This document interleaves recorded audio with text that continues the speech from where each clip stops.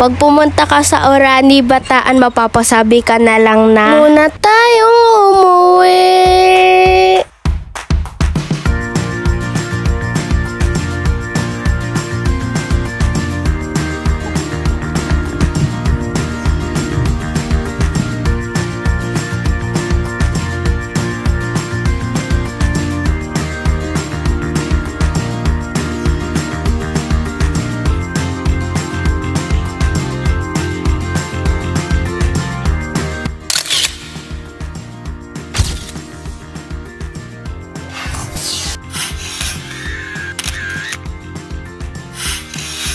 At ngayon po, papunta na po tayo sa Orani, Bataan. Galing ka po sa Maynila, 4 to 5 hours ang biyahe dito. Nakakainip ang biyahe pero sulit. Super duper talaga ang ganda dito. Ihanda nyo na po ang mga cellphone at power bank nyo dito para hindi nyo ma-miss ang magagandang lugar dito. Kaya yayain nyo na ang nanay, tatay, ate, kuya, lolo, lola, tito, tita, ninang, ninong at mga buong pamilya. Siyempre, hindi din po makakalimutan ang mga friends para maging lubos ang kasiyahan.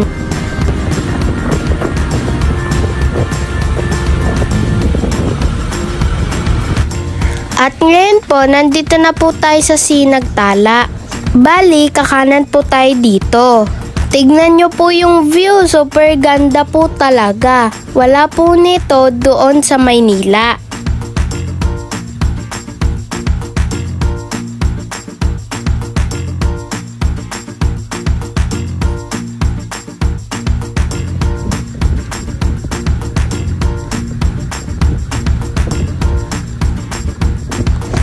Nandito na nga po tayo sa may entrance. Bali, dito na po tayo magbabayad. Bali, ang entrance po dito, bata man o matanda, 550 pesos. Bali, ang cottage naman po, 900 to 1,000 for 10 packs or 10 katao. Meron din pong pangmaramihan. Talaga mag-e-enjoy kayo dito dahil sa dami ng adventure na gagawin mo dito. Bali, tatlong pool po yung ma-access nila no mga magkakaiwalay ng pool area. Yung sa adventure race po, separate po.